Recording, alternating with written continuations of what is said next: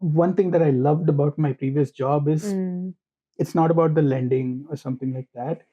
It is about uh, making a difference to mm, one person's life, one loan right, at a time. This used to right. be my punchline when I was in my organization. Make a difference to one person's life in Right, whatever little way you can. right, right. That's No, that's true. Interesting.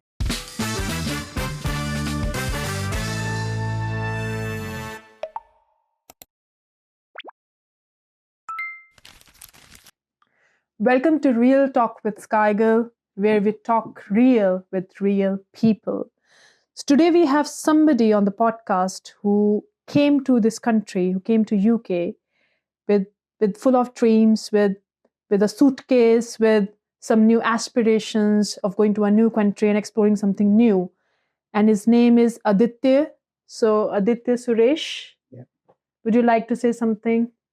So I am from Bangalore and I'm pursuing my MBA at the University of Sheffield. This is a new adventure for me because I have worked for a number of years and with family at home. And you leave your life behind in India and you move to a new country to try something entirely new. Yeah. It's to shift from a career focus to studies is unique in its own way. And it's a huge learning curve. You have more unlearning than learning to do. Absolutely. I think so. I totally agree with you because I've gone through this journey myself and I've seen that when you move to a different country, you adapt a different culture and you unlearn a lot of things to learn new things. You know, you need to empty the cup to refill it. Yes. So I've gone through this journey, Aditya. So I will have few questions for you during this podcast, and I will try not to scare you. And I'm hoping that through this podcast, the students who are thinking around moving to a different country and pursue masters on any course, so what kind of challenges they may face, or what kind of myth breaking things can happen when you actually land into that country. So I will just begin with the questions then. So at what moment in your life, like, you realized, or you thought about that this is the time you need to pursue your masters, and that masters has to be done in UK? So at what moment you realized that? It's a bit of a long process. So, personally, I believe I always had the drive to do a master's. Okay. And that plan has actually been going on for quite a while. It's more about the timing than anything else. Mm, If I were to put it in perspective, when one works a number of years, and I worked in my previous organization for 8 years, okay.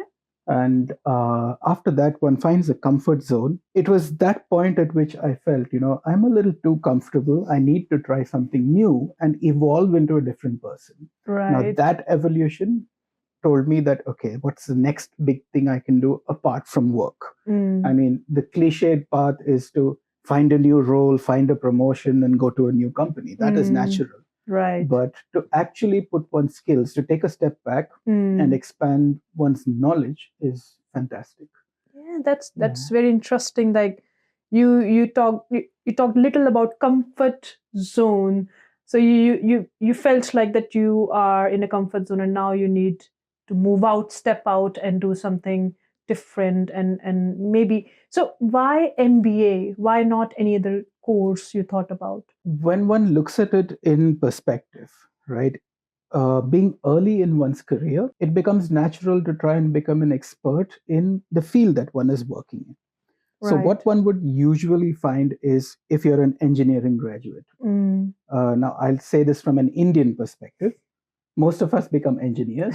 And then the next thing that we do is we could be a mechanical engineer or a civil Yeah. engineer, Yeah. but you invariably end up working in IT because Yeah. those are the best paying jobs Yeah. and that is where the real money is. The logical next step would be to specialize.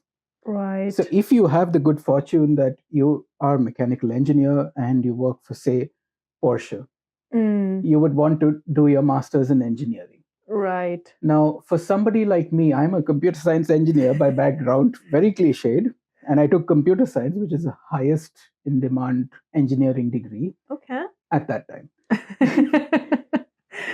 Having worked these many years, Yeah, sometimes one takes a step back and questions as to why things are happening the way they are. right. And the only way that one can learn that is Mm, through an MBA. It's a mm, master's in business administration. To mm. put it simply, how do you run a business and what are Yeah, the nuances behind it? yeah, That's why MBA. yeah. You actually reminded me of one of my colleagues. So he did his engineering from some university in India, and he got the job in Siemens. And after some time, he realized he needed to take a break, and he got, I think so, he got the admission in IIM Mhm. Kolkata. He did his masters from, which is MBA from IIM, and then he again went back to Siemens. So that's how his journey. I've seen from my own eyes, like how he has progressed.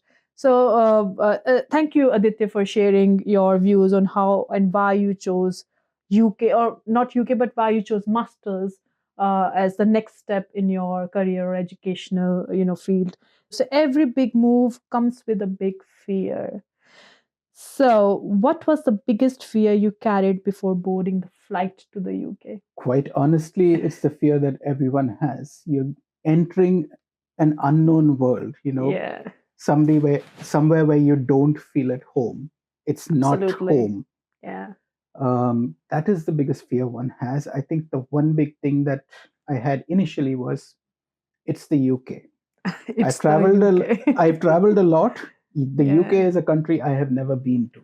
Ah, So at that point, mind you, I studied in the ICSC, which is entirely an UK based education system. So I yeah. had an idea of what the culture could be like. But what it Right. really was is Yeah, something that was new to me. absolutely. And I think the biggest fear is to leave everything behind and venture out on your own. That really struck me well, at the airport while I was Mm. waiting. Yeah. Okay, thank you. Ah, so the next question for you is, first impression often define the whole journey. So, what were your first 24 hours in Sheffield like?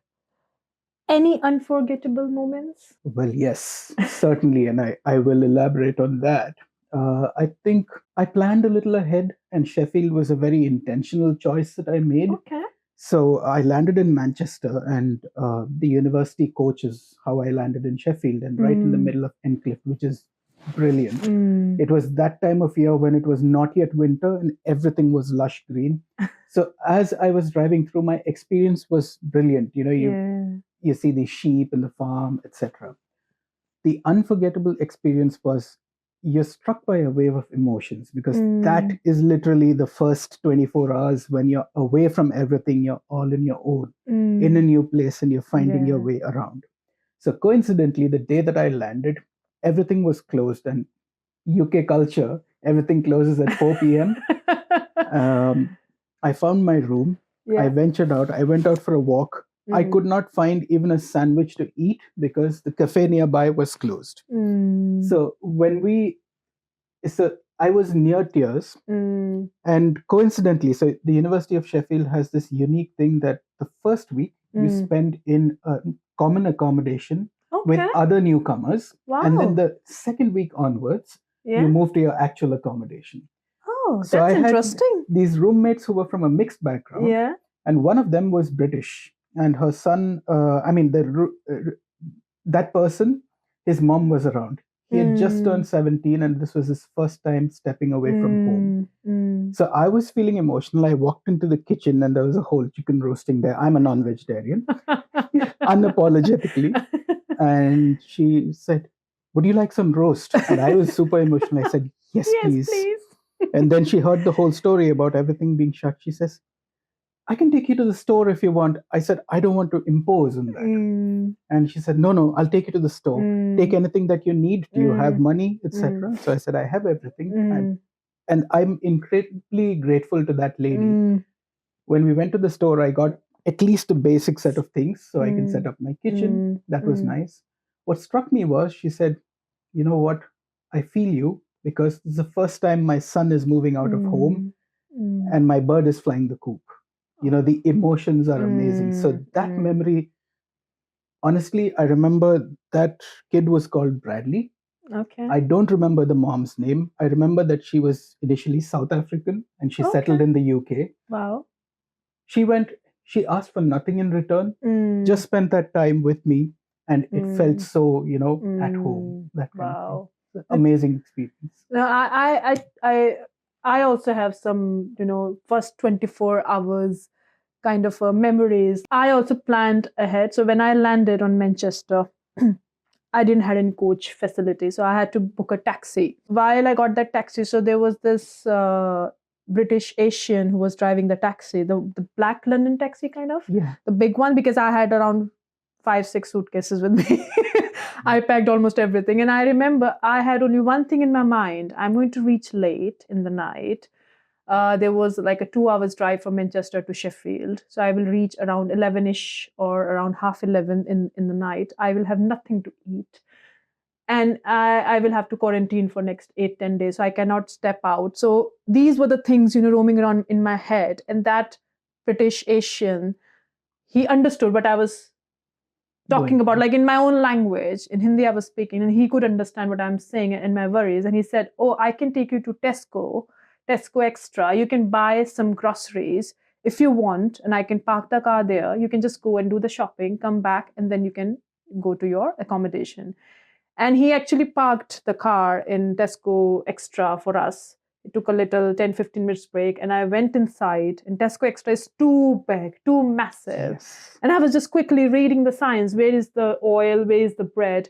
And I bought bread, oil, some potatoes, some, just for a few days. And then I was like, I was rushing, like I need to buy and go back to my taxi quickly. So I really remember that initial few hours with that guy as well. Like he was very supportive. So I can say that the people I've met, and like you expressed, like you met the black lady, I met the South Asian, which is our first interaction when you landed in UK. They were really, really helpful, Yeah. and they were trying to do their best to make us feel like home, and not missing our family. So thanks, Aditya, for that. So we all walk in with some stereotypes, until really hits. So what is the one stereotype about the UK that turned out to be completely wrong? That's a little bit hard because people tend to have a lot of stereotypes about the UK. But I Yeah. think the one biggest thing I've noticed is that British people are very snooty and snobbish. The truth is, if they're reserved, Yeah. but when one actually asks for some help or talks Mm, to them, they're mm, very friendly. And mm, Sheffield being in Yorkshire, it's one of the yeah. friendliest parts of the Yeah. UK. Mm. So when you were planning to come to this country, you must have heard some myths, or some people must be, telling you that, oh, Aditya, be careful. You're going to UK, you may find this and that, or something like that. So those worries were eased off when you landed in the country, and especially in South Yorkshire, like Sheffield, Yes. that people are reserved, that may be thought as rude, or you may think that that person is not talking to you. You may feel like, oh, maybe that person is rude, or maybe into himself. And then when you start building some relationship, they open up with you, and they are very helpful, as you, I'm just Yeah. rephrasing whatever you're saying, Yeah. because I also face that. Because when you are in your own land, when you are in your own country, and you have never ever experienced practically the other country, and you have some myths, because mostly you watch social media, Yes. you watch a lot of news. I don't know what they show is true or not.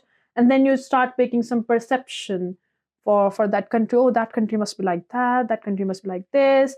And when you land there, then when you experience, when you talk to people, and then you're like, oh, there were so many myths, there were so many misconceptions, about this country. So that's truth, I think. So that's a kind Yeah. of a truth around. When you actually practically observe and visit that country, then you know that what is the truth and what is the lie. So thank you, Aditya. The classroom isn't it the only place where learning happens? So what were your biggest academic or cultural adjustments as an international student in the UK? I will go with academic. Cultural adjustments, there are just so many, it's Mm, difficult to describe in short. But academically, the system of education is a little different in the UK. So in India, one is used to a rote method of learning where you look at a textbook, you try and internalize the whole thing, and then you get a paper about it. Over here, I think, and also because it's master's level, there is a lot more application to it. Right. So every activity that you work through is looked at. So how you interact in class becomes an important theme. Right. What kind of inputs is one giving? And the ability to think on your feet. It's true of all courses, not just the MBA, but it's a key difference. So, as you mentioned, it's more about practical and application of what you are learning. Does it also include working in groups, Yes. mixed cultural groups, and adjusting to those cultures in some way? How does those group works in MBA? So each one of us brings a particular experience or a Right. particular stereotype with us. Now, naturally, people would think, oh, this person is slotted that way, etc.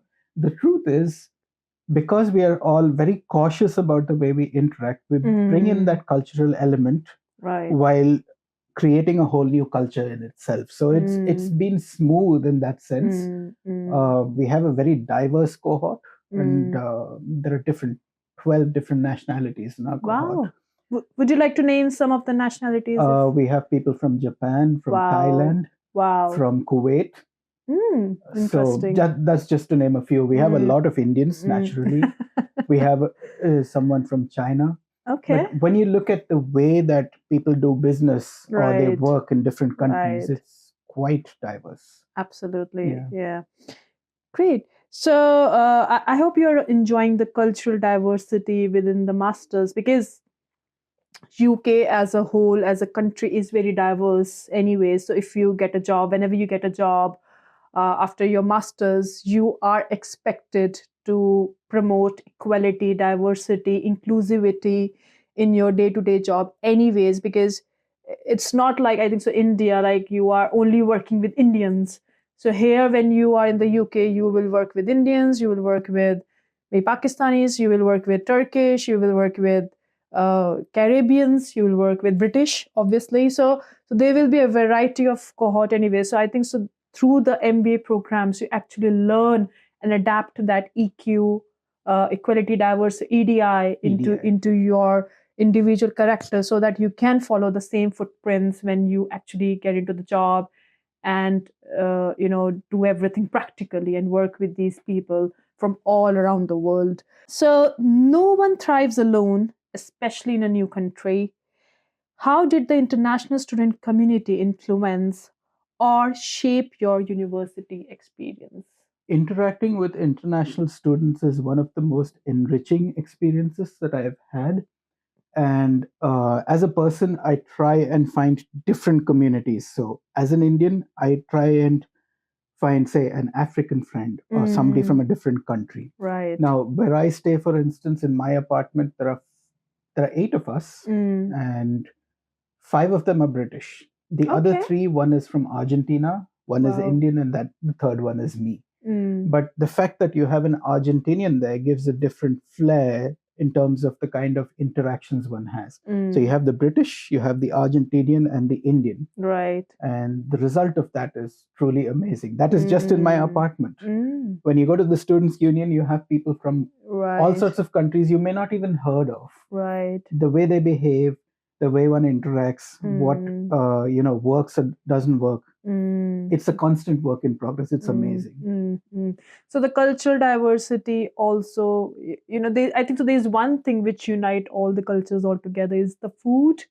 So when you said that you have a mixed variety of people in your apartment as well, do you share food with each other and explore what type of food they make? Maybe they use different type of spices or sauces or something like that. Is there anything interesting or any different food from your own country that you liked a lot when you came to UK?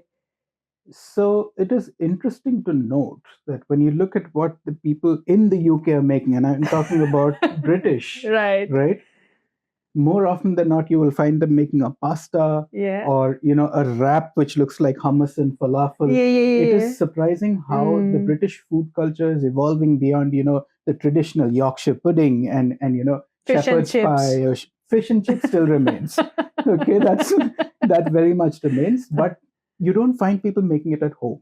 So fish and Yeah. chips they'd go out and get from And the famous place. takeaways, yeah. But over here, you'd find a lot of international cuisine being made. And one thing I know for sure is outside of probably the South Asian countries, most people cannot tolerate even the low level of spice that we tolerate.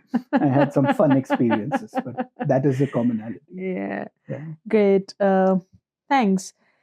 So, if you could pass on one survival hack, what tips would you give students arriving in the UK for the very first time? And this I say as an Indian, interact with people around you, but the UK respects your personal space. This is a real culture shock for most people.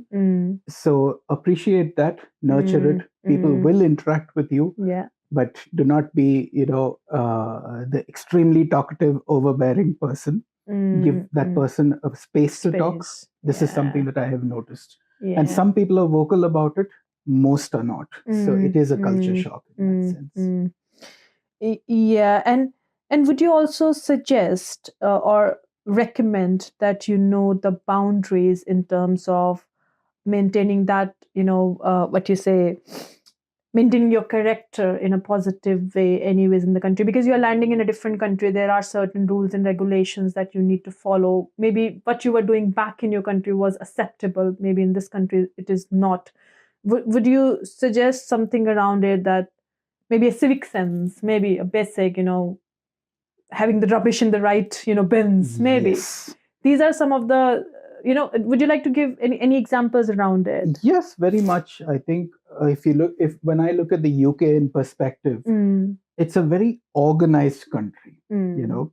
Every country is organized. They have a particular, structure to, their constitution and the rules that are followed. In the UK, people actually follow the rules and they know where you can tweak them a little bit. Right. So how that expresses itself is amazing. You will find clean streets, amazing pavements, people following the driving rules. Right. And funnily enough, queuing, not breaking a queue is like an unwritten law of the land. So I use the bus very often. Right. And I find that, I could be walking up to the bus stop, but if I come before another person walking towards it, I have the right in the queue. Otherwise, you let them go. Yeah, It's just one of those things. Yeah. So adopting a structured approach that will automatically. So I was talking about personal space. So that will automatically build that and make you fit in better. So would you suggest to the future students that when they come to this country, first observe and understand the basics? You watch and see how things are happening in this country. For example, just a small example I will give, that you cannot dispose your batteries, cells, what we use back in India, just like randomly anyway. You can't dispose it like that. You need to take it back to the shop, any shop, and they have big boxes wherein you can put all your damaged batteries or whatever it is. This is one of the things which I learned and experienced in the sense I was observing that, oh, why the grocery stores has these boxes. So those are for the damaged or the expired batteries. So you need to put it there. You need to segregate your rubbish and putting it in the right bins when it is needed. And there are certain days when your bins will be picked up, so you need to keep that in mind as well. So these are some of the basics which you may not be taught in MBA or any program. Yeah. It's just that you need to observe and you need to follow those guidelines or rules and regulations. Either if you are in a student accommodation or you are in your private accommodation, these are basic things that needs to be followed. Just the very basic when you come to this country. What do you wish you knew before coming to the UK? I think one thing that hits you is the weather, no matter how much one is prepared. So it is British weather. Yeah. And people talk about it. That's a great conversation starter because there's nothing better than the weather anywhere. But truly understanding what the elevations of the place you're going to is critical. For instance, I am in Sheffield, and Sheffield is in such a unique position. I don't know how many have seen the snows in Britain recently. Sheffield is in such a unique position when 3 kilometers out, there was 6 inches of snow. The city center and where I stay, there was nothing. Almost. Everybody was like, it's snowing all around. Where's the snow in Sheffield? Yeah. The truth is, to get used to the weather, and it is cold until you get acclimatized. That is something I wish I had a little more preparation for. I would have invested in warm clothing over here rather than bringing my own. Most of it is tucked away. It does not work as well. Yeah. I think the same happened with me when I came to this country. I was not well prepared for the rain here specifically, and I was carrying umbrella. And because of the windy weather, I broke around 2 or 3 umbrellas in this country. So I had to buy some raincoats or something, some sort of, I don't know what exactly they tell it. It's a kind of a jacket which is rainproof and it's warm as well. So I bought that when I landed in this country, and I also realized I had to walk a lot. Yes. And Sheffield is hilly, hills, steep incline. And I was like, I need to invest in best of the shoes as well for my feet, because I was walking a lot on the, and then going on the hills and coming down, and going on the hills, coming down. So these are some of the things when you as an international student come to this country, make sure that you are prepared for the British weather. That in the initial few months, you may have to walk to and fro to your university or to grocery store, wherever you go. So invest in best shoes if you can, and comfortable shoes. I'd like to actually modify that a little bit. One piece of advice I'd have is, it may cost a bit more in the UK, but the less baggage that you come with, the better prep you come to buy things over here, the better for you. As an Indian, I know there are enough stores in Sheffield where I can find all my masalas and various things that I need. Yeah. And I don't mean the local version of them, I mean the actual Indian brands. So if you can come with the minimum possible baggage, because I know we are masters at bringing too much, that will actually benefit you. Keep a reasonable budget. I won't say a huge budget, but a reasonable budget, and buy what you need over here. Yeah, absolutely. You can get almost everything in this country. Even if you want a pressure cooker, you can get it here. If you want an idli maker, you can get it here. So don't worry about it. You just need to bring yourself and a few clothes. Yes. And money, of course. And then you can buy anything from the Asian Indian stores. In almost every city we have those stores. So you need not to worry about anything. The first 90 days can make or break your experience. So what should students prioritize during their first 3 months in the UK? I think it's important to understand why one is here. So obviously the first thing to prioritize is studies. Don't worry about anything else. The next thing is to understand how your university works. Different universities have different nuances in terms of how they assess your capacity. So understand that. Understand who you need to contact in what situation. Right. So that is important. And the third thing is networking. Now, networking is not just professional networking, but it could simply be chatting with people on the street. You learn a lot about the place you're in. Right. And sometimes that can actually lead to amazing opportunities, not just professionally, but to see new places you would never have seen before.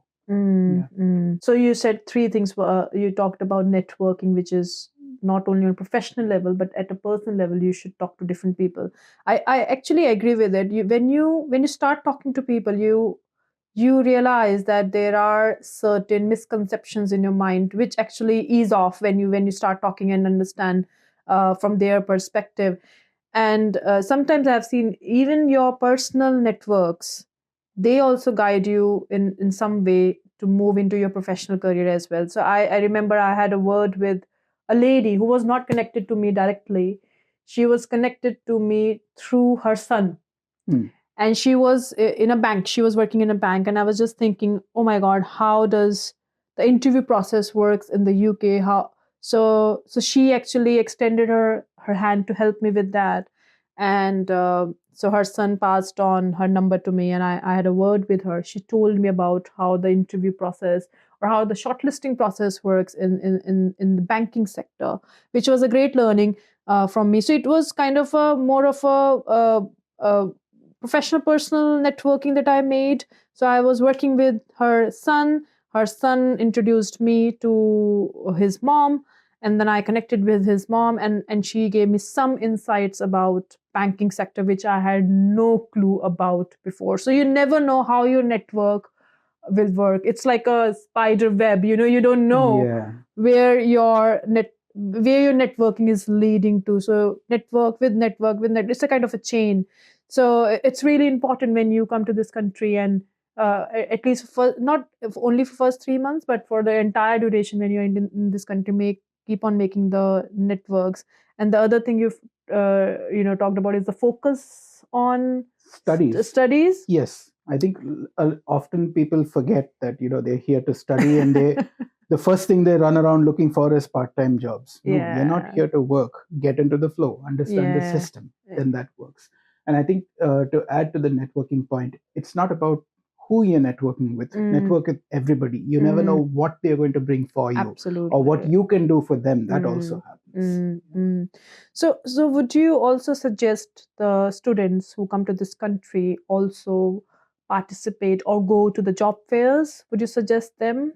Definitely go to the job fairs, not only to look for a part time job, but to actually understand what the market is like. It's a very Mm, critical nuance. The mm, UK is very different in terms of mm, how one does job searches. mm. So, understanding how things work, Yeah, just a simple conversation can sometimes, get you that extra LinkedIn connection, which you never know absolutely. what it can open up. And Yeah. that does happen a lot in Mm, job fairs. mm, One tip is LinkedIn has your QR code with your profile. Keep that mm, handy and active during job mm, fairs. Sometimes you mm. can say, hey, can I add you on LinkedIn? Show them the QR Yeah. code. Many people here are impressed by that because they're still Mm, catching up with the digital age. It can be mm. vastly helpful and be a quick connection. Right. No, that's a great tip, that you take your LinkedIn profile with you in a QR code, that the person will just scan it, and you're Yeah. connected. So which is really good. Thank you, Aditya, for that. So MBA is a big leap, mentally, financially, professionally. What is the one piece of advice you would give someone who is about to think about doing the masters or about to start their journey? So, if I were to put an MBA in perspective, it teaches you how to run a business. The one thing I would do is, depending upon where you're applying to, I applied to Sheffield for a reason. Look at the subjects that are involved. It is not necessary that you need to have an MBA in artificial intelligence or Mm, whatever is the biggest buzzwords, because often what happens is you sacrifice some of the core subjects. After all, you have to learn to run a business, which is mm, business administration, which mm, has a certain set of subjects. mm. It's important to learn the core than to look at a specialization at this point. Mm. So if somebody is trying to, begin with this journey now, journey in the sense, the exploration journey, that where they want to do the masters, would you like to give any 4 or 5 ticks, or like kind of a checklist, that these are the 3, 4, 5 things? First, you have just mentioned about the module, that you know what modules will be covered in that master's program. Is there Right. any other thing you would want the students to consider when they are in the exploration mode? I think the first thing a lot of people miss is what are the budgets, Budget. right? So okay. So keep track of how much the course costs. The second thing is, which country are you planning to study in? That is Mm, critical. I mm, chose UK for a reason. Now, the third and critical thing is, no matter what course one is doing, look at the international acceptance of that degree. For okay. instance, doing a degree in the US, Canada, or the UK Mm-hmm. is accepted globally, Right. while there are certain countries where people will be a little less. So when you're looking for jobs or you're Mm, looking for to pursue further studies, right. they'll look at that country's qualification and they'll be like, okay, this is lower value compared to some of Mm, these countries. mm. That becomes a little critical. Yeah, these are some of the very important points that Aditya has just raised, or talked about. That when you are in the exploration mode, everybody gets very excited. Oh my God, I'm going to do my masters from a different country. But there are these things which are the basics that help you in making the right decisions. And you may have to think about plan A, plan B. Maybe a country you are thinking about will not be the best for you. So you may have to come up with a plan B as well. So if not the plan A, what will be the plan B? Maybe sometimes you need to come up with a plan C as well. So Yes. so think about all these things when you are in the exploration mode. Don't just go by the words, do your own research. As they always say Yes. that always do your research, own your own research, rather than just going with the words of some third person. Yes, that I would definitely agree with. Always do your own research. Yeah. If you get an easy admission through a consultancy, please review it yourself and Mm, see if it's really worth the admission. yeah. And it is okay to say no to them. Most of them do this free of charge, so the loss Absolutely. is not yours. Mm, Understand why you're going, do your own research. And I also have worked with international students for mm, over 8 years, giving them basic guidance in these aspects. right. So anybody who wants can reach out to me on my Instagram as well. Yeah. So I'm going to tag him anyways in all the videos, the podcast clips, and the entire podcast as well. So you can connect with Aditya whenever you need any support in terms of choosing the right program for you.